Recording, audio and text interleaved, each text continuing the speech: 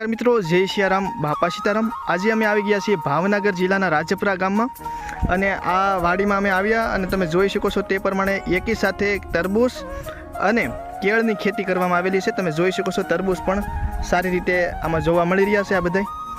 અને અત્યારે સાંજનો સમય છે અને ખૂબ સારું વાતાવરણ જોવા મળી રહ્યું છે। અને એક કહીએ તો આમ કહીએ ને તો આમાં જે પાણી પાવાની પદ્ધતિ છે એ પણ ટપક પદ્ધતિ છે। પાણીનો બચાવ થાય છે અને ઓછા પાણીએ કેવી રીતે મિત્રો તમે જોઈ શકો છો તે પ્રમાણે આ રીતે કાગળને આ બધું ફિટ કરવામાં આવેલું છે। નીચે જે ટપક પદ્ધતિથી જે લાઈન હોય એ ગોઠવવામાં આવેલી હોય છે। કેળ અને તરબૂચ બંનેને પાણી તરબૂચના જે વેલા છે એને મળી રહેતું હોય છે। તો હવે તમને આમાં બીજી પણ એક અલગથી પદ્ધતિ છે આ ખેડૂત મિત્રે જે પદ્ધતિ અપનાવેલી છે એ પણ તમને બતાવી। તમે જોઈ શકો છો પહેલી સાઈડથી લઈ અને આ બાજુ આ સુધી જે હેઠો બતાવી ત્યાં સુધીમાં તરબૂચ અને કેળની ખેતી કરેલી છે। તમે જોઈ શકો છો તે પ્રમાણે હવે આપણે આગળ વધ્યું અને આમાં પાણી પાવાની પદ્ધતિ કેવી છે એ તમને બતાવી। તમે જોઈ શકો છો જો આ તરબૂચ જુઓ બધા જુઓ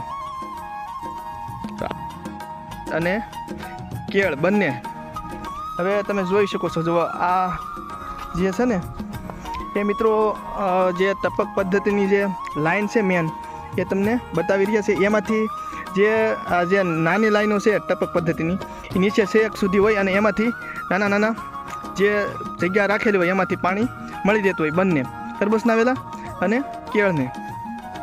તો હજી એક આમાં નવીનતા જે ખેડૂત મિત્રોએ જે અપનાવેલી છે કે આયા સુધી પાણી કેવી રીતે પહોંચાડવું, પાણીનો બચત કેવી રીતે કરવો એ પણ તમને બતાવી। હાલો તો આપણે હવે આગળ વધ્યું તો આ શેરડી છે, આ એક અલગથી આ કેળ છે, અગાઉ સોંપેલી હોય કે જે કાંઈ હોય તો એને કેળા પણ આવી ગયા છે। તો આ જે છે ને અહીંથી આ બધું સિસ્ટમ છે આખી પાણીનો વાલ બંધ કરવાની એ બધું। તો હવે આપણે જે આગળ વધ્યું હવે તમને જે બતાવવાનું હતું એ મહેનત તે તમને હવે બતાવી।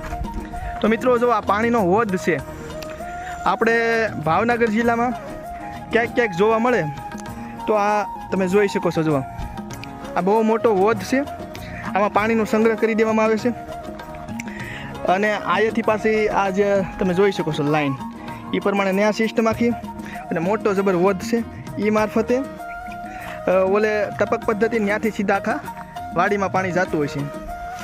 તમે જોઈ શકો છો જો મિત્રો તો આ હવે આખી ઉપરથી તમને વાડી બતાવી રહ્યા છીએ અને જો એક બે રીતે હોય છે। એક આમાં પાણી ભરવા માટેની લાઈન હોય છે અને એક લાઈનથી પાણી વાડીમાં જતું હોય છે।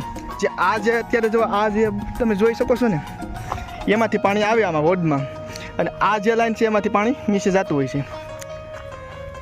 તો તમે જોઈ શકો છો ખૂબ જે ખેડૂત છે એને ખૂબ સારી એવી પ્રગતિ કરી છે કે ને ભાવનગર જિલ્લાનું જે ત્રાપજ રાજપરા કહે ને એનો તમને એ ગામની જે વાડી છે તરબૂચ અને કેળની ખેતીની વાડી એ બતાવી રહ્યા છીએ। અને આ તો હું સૌ મને તો તમે જોતા હોય છો વારંવાર આ એ બધી બહુ રાજપરામાં અલગ જગ્યાએ ખૂબ સારી બાગાયતી ખેતી જોવા મળે છે। ઓલી સાઈડ તમે જોઈ શકો છો ત્યાં આંબા છે બાગાયતી ખેતીમાં, ઓલી સાઈડ પણ કેળું છે એમ બહુ ખૂબ સારું। રાજપરામાં તમે ખેતી તમારે કંઈક અલગથી કરવી હોય તો અવશ્ય તમે આખા ગામમાં ગમે એની મુલાકાત લ્યો અને માર્ગદર્શન મળી રહેશે। તમે જોઈ શકો છો જોવા આ બધી સિસ્ટમ બધી આમ કહે તો આ એ મારા ખ્યાલ પ્રમાણે આ અત્યારે જે આ વિડીયોમાં બતાવી રહ્યા છે ને આ વિભાગમાં તો કદાચ ને જે નહેર આવે છે શેત્રુજીની નહેર નથી આવતી છતાં પણ ખૂબ અત્યારે ઉનાળો હાલે છે છતાં પણ ખૂબ ઓછા પાણીએ સારી એવી ખેતી ખેડૂતો કરી રહ્યા છે। પરંતુ વાત એક મિત્રો એક દુઃખની વાત એ છે કે આમાં તરબૂચ પકવવા અને કેળા તૈયાર થાય ત્યાં સુધી અને તરબૂચ આપણે માર્કેટમાં લઈ જાય ત્યાં સુધી તો ખેડૂતોને યોગ્ય ભાવ નથી મળતો। બહુ મહેનત કરે, રાત દિવસ જાગવાનું હોય, જે કંઈ મહેનત થતી હોય પણ ભાવ યોગ્ય નથી મળતો। તો એનું પણ કંઈક સરકારશ્રીએ ખાસ આવશ્યક પગલાં લેવા જોઈએ અને તમે જોઈ શકો છો એ પ્રમાણે આની પાછળનું કંઈક આયોજન કરવું જોઈએ. તો તમે જોઈ શકો છો આવી રીતનું બધું આયોજન છે. જય સિયારામ, બાપા સીતારામ. વિડીયો ગમે તો વિડીયોની લિંક શેર કરજો અને તમારો પ્રતિભાવ કોમેન્ટમાં જણાવજો. જય સિયારામ, બાપા સીતારામ.